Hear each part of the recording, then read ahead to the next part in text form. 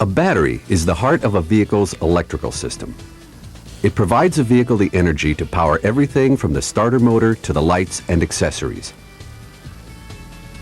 Because a battery plays such a key role in the operation of a vehicle, it requires some special attention. This video covers the construction, operational theory, selection, activation, installation, maintenance, testing, and charging of both sealed and conventional lead-acid batteries. Always refer to the instructions included with the battery for additional information, or the Yuasa technical manual. While there are some differences between the different types of lead-acid batteries, most share the same basic construction. The outer shell or container is manufactured from polypropylene and encases the battery's internal components. In addition, it provides external protection from gas, oil, and impact. Molded into the top of the shell, a vent or safety valve relieves excess pressure built up in the battery by the chemical processes taking place inside. Two terminals, one positive and one negative, connect to the battery's internal components and provide a pathway for the battery's energy. The terminals are sealed to the shell, preventing seepage and reducing corrosion. Inside, partitions divide the battery into cells. Each cell produces approximately 2 volts, and the number of cells determines the voltage rating of the battery. A 12-volt battery contains 6 cells, while a 6-volt battery has 3. Each cell consists of lead plates that are positively and negatively charged and are stacked alternately, negative, positive, negative, positive, and so on. Separators, made of fiberglass or treated paper, are placed between the plates to prevent the plates from contacting each other. The alternating plates in each cell are connected at the top into 2 groups, one positive and one negative. Each cell's group of plates are then connected in series to those in the next cell and then to the corresponding battery terminal. Now that we've covered basic construction, let's take a look at the processes that go on inside a battery. A battery is an electrochemical device that converts chemical energy to electrical energy. The chemical that brings a battery to life is a solution of sulfuric acid and distilled water called electrolyte. A reaction between the electrolyte and the lead plates sets off a chemical change, an exchange of ions, which in turn creates the electrical charge in a battery. Electrolyte contains both negatively and positively charged particles called ions. During the discharge cycle, negatively charged ions are transferred from the electrolyte to the negative plates. From there, the ions travel out through the negative terminal in the form of electrons to the vehicle's electrical components, and then back into the battery's positive terminal, where they are accepted by the positive plates. During the charge cycle, this process is reversed by the vehicle's charging system, or a battery charger. The ions are driven out of the positive plates back into the electrolyte. A more detailed description of the chemical processes that occur inside a battery can be found in the Yuasa technical manual. Batteries come in many different types, sizes, and capacities. This makes selecting the right battery for a vehicle an important decision. Yuasa Battery manufactures 2 types of batteries, conventional and sealed VRLA. Externally, both batteries look almost identical. However, there are a few differences. The conventional battery has filler caps and a vent hose, while the sealed battery has a non-removable sealing strip and a molded-in safety valve. Internally, the materials used differ quite a bit. Consult the Yuasa technical manual for more information on the internal makeup of each type of battery. Oftentimes, a problem with a battery turns out to be that the vehicle has the wrong battery installed in the first place. To ensure you get the right battery, you'll need a Yuasa battery applications and specifications catalog. When selecting a battery, be sure to use only those listed for the year and model of the vehicle you are working on. Never install a conventional battery in a vehicle equipped with a sealed type battery, as they are designed to meet specific requirements and needs. Some batteries, like this one, are equipped with a sensor. The sensor activates a warning light that tells the vehicle's operator when the battery is low on electrolyte. As a general rule, the sensor and the battery should be replaced at the same time. Now that we have the right battery, let's take a look at how to properly activate a battery. Before getting started, there are a few safety precautions you should observe when working with batteries. Work in a well-ventilated area, and make sure there are no sparks or flames around. Always wear appropriate eye protection, gloves, and clothing. Clean up acid spills immediately. In the event electrolyte comes into contact with your eyes or skin, flush the area with water and seek medical attention immediately. A detailed list of safety precautions can be found in the Yuasa technical manual. All newly activated batteries require charging to reach their maximum operational capacity, so selecting the proper charger is essential to the activation process. While there are several types of battery chargers available, the constant current and charger maintainer types are recommended for battery activation. These chargers are professional quality and generally offer faster and more precise control of the charging process. Other types, such as trickle and taper chargers, are best used as maintenance chargers and are excellent choices for the vehicle's owner. When choosing a charger, pick a high-quality unit that meets the requirements of the batteries you will be servicing. Always consult the instructions included with the charger for proper operating procedures. A special note: during activation, sealed-type batteries require a charger that can supply a higher voltage than those used to activate a conventional type. Be sure your charger meets the needs of the battery you are charging. Proper activation is essential to ensure maximum operational capacity and long service life of a new battery. It also helps prevent battery leaks that may damage a vehicle. Failure to follow proper activation procedures not only leads to premature battery failure, but also voids the warranty. The procedures used to activate each type are different. Be sure you know which type of battery you are dealing with before you begin the activation process. Place the battery on a level surface, then remove the filler caps and set them aside. Remove the sealing tube from the vent and throw it away. Note: never put this cap back on after the battery has been filled with acid, as it may cause the battery to rupture. Now, fill each cell with electrolyte to the upper level indicated on the battery case. The electrolyte should have a specific gravity of 1.265 and be between 60 and 86 degrees Fahrenheit. Let the battery sit for at least 30 minutes, occasionally giving it a gentle tap to remove any bubbles trapped between the plates. If, after 30 minutes, the electrolyte level has fallen, refill the battery to the upper level with electrolyte. Now, loosely reinstall the filler caps. Now, charge the battery at 1/10 its rated capacity for 3 to 5 hours. Charging at a rate higher could damage the battery. A note of caution: never connect or disconnect the charger to the battery while the charger is on. This prevents sparks that could ignite the hydrogen gas the battery emits during charging. Check the electrolyte level during charging, and if it has fallen, refill it with electrolyte to the upper level.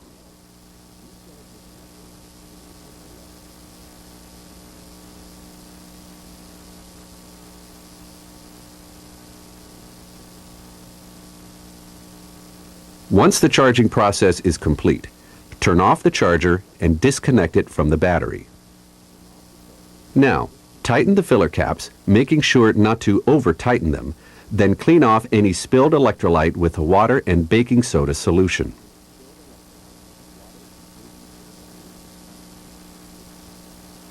Let the battery sit for at least 30 minutes. Then, load test it at 3 times its ampere-hour rating for 15 seconds, or use an automatic battery tester to determine the battery's condition. Now, check the battery's voltage. The voltage should be a minimum of 12.4 on a 12-volt battery. If the voltage is less than 12.4, or the battery fails the automatic battery test, repeat the charging cycle and retest the battery. And here it is, a properly activated conventional battery ready for installation.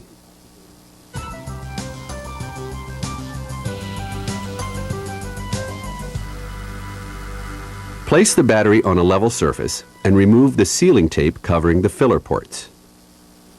Now, remove the electrolyte container from its bag. Be sure to use only the container that comes with the battery, as it contains the proper type and amount of electrolyte for this specific battery. Detach the cap strip from the container and set it aside. The strip will be used later to seal the battery. The electrolyte container is made up of individual cells, each sealed at the top. Now, place the electrolyte container upside down into the filler ports of the battery. Hold the container level and push down to break the seals on the cells. Air bubbles should be rising in each of the cells, indicating that the electrolyte is flowing into the battery. If there are no bubbles, tap the container a few times, being careful not to tilt or squeeze it. Tilting or squeezing the container may cause the cells to fill unevenly. Keep the container in place for a minimum of 20 minutes. Once emptied, carefully remove the container and let the battery sit for 1 hour. After an hour, loosely place the cap strip over the filling holes and charge the battery according to the initial charge section of the instructions included with the battery. After charging, install the cap strip using firm pressure from both hands. When properly installed, the cap strip will be level with the top of the battery. Let the battery sit for at least 30 minutes. Then, load test it at 3 times its ampere-hour rating for 15 seconds, or use an automatic battery tester to determine the battery's condition. Now, check the battery's voltage. It should be a minimum of 12.6 volts on a 12-volt battery. If the voltage is less than 12.6 volts, or the battery fails the automatic battery test, repeat the charging cycle and retest the battery. Battery installation may seem like a simple process, but improper installation can reduce battery performance and life. Make sure the rubber dampers in the battery's tray area are in place and are in good condition. The dampers provide cushioning from vibration that could damage the battery. Check the battery cables and connections for corrosion or damage. Bad cables or connections can cause charging problems that can lead to battery failure. Install the battery in the vehicle, making sure the vent hose is properly routed. Failure to properly route the vent hose may allow gases from the battery to cause extensive damage. Now connect the cables, first the positive, then the negative. Apply a light coat of grease to the battery terminals to help prevent corrosion. Then slip the rubber cover over the positive battery terminal. Reconnect the sensor, if so equipped. Then install the battery holder bracket and tighten it securely. Make sure that the positive battery terminal does not come into contact with any metal parts, as it may short to ground. Finish the job by securing any straps or zip ties used on the wiring loom, and reinstall any parts you removed to access the battery. Just because a battery has been properly activated and installed doesn't mean you can forget about it. Unlike cars, most motorcycles, watercraft, utility vehicles, and ATVs are not operated on a daily basis. When a battery is not in use, it has a natural tendency to discharge. Added to this self-discharge process, both temperature and electrical accessories work to drain a battery of its charge. Left unchecked, this continual discharge can permanently damage the battery and void the warranty. For more information on the self-discharge of a battery, consult the Yuasa technical manual. To avoid this problem, it's important to educate your customers on the whys and hows of battery maintenance. First, explain that monthly maintenance is required for both types of batteries because of their natural tendency to discharge and is essential to maintain the battery's warranty. Next, explain the owner's monthly battery care responsibilities, including making sure the top of the battery is clean and dry, inspecting the battery terminals, connections, and cables for corrosion or damage. Also, making sure all the connections are tight. Inspection of the outer case for cracks or signs of leakage. Making sure the vent tube on conventional batteries is properly routed and otherwise unobstructed. Monitoring the electrolyte levels in conventional batteries and the use of distilled water when refilling them.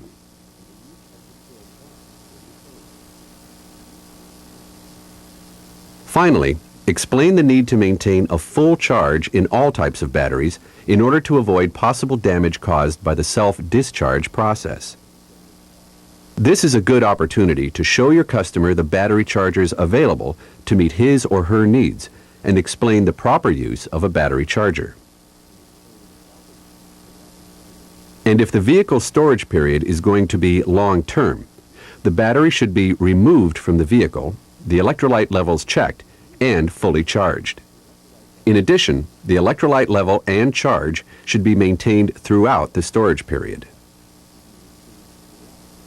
Remember, proper maintenance is essential for peak performance, long life, and customer satisfaction.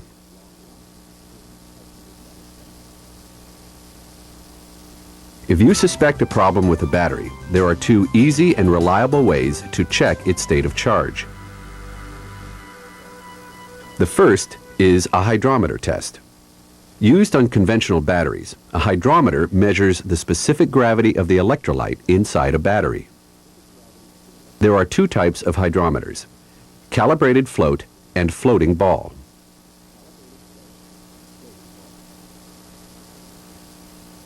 To test a battery, insert the hydrometer into one of the filler ports and draw out some electrolyte. Now, take the reading off the hydrometer and compare it to the chart in the Yuasa technical manual.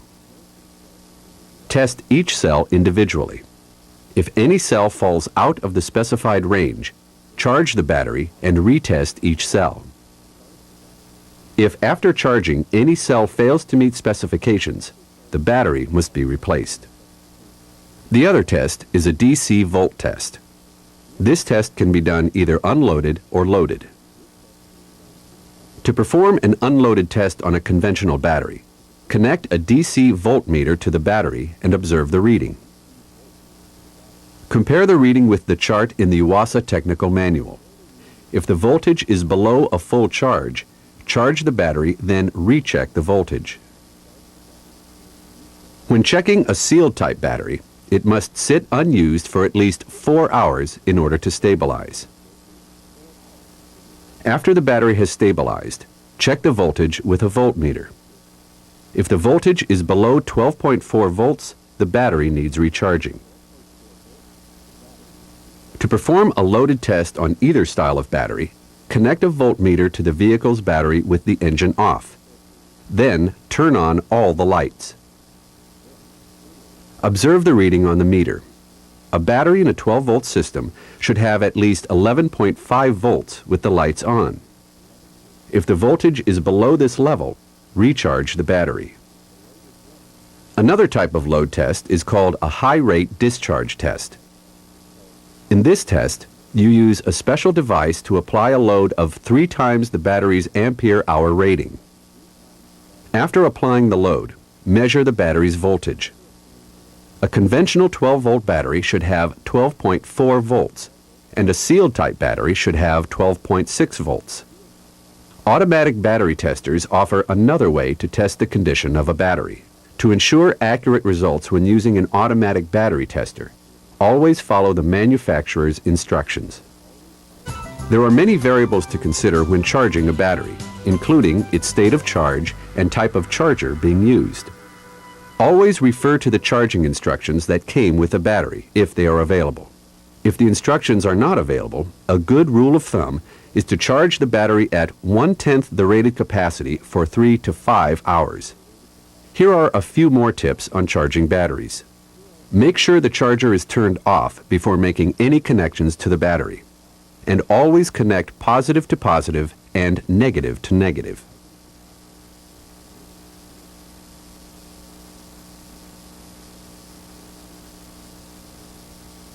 When charging a conventional battery, loosen the filler caps and make sure the vent tube isn't kinked or blocked.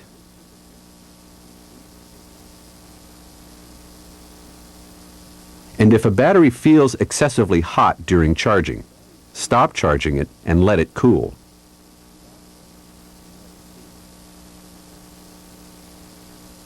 One special charging situation is when a sealed type battery drops below 11.5 volts during an unloaded test.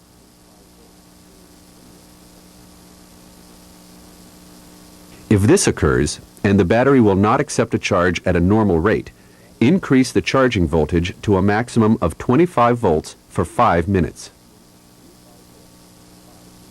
If, after 5 minutes, the amp meter on the charger shows that the battery is drawing current, decrease the voltage to standard level and charge the battery for approximately 20 hours.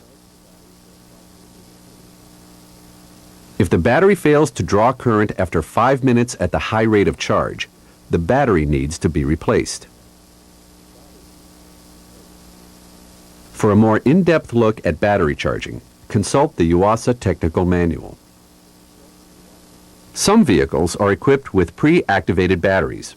Like all batteries, these batteries require proper maintenance to ensure maximum operational capacity and provide long service life. For detailed instructions on care and maintenance of pre-activated batteries, refer to the Yuasa technical manual. In this video, we have covered basic battery construction, operational theory, selection, activation, installation, maintenance, testing, and charging. The Yuasa technical manual offers further information on batteries and battery care. Thanks for watching.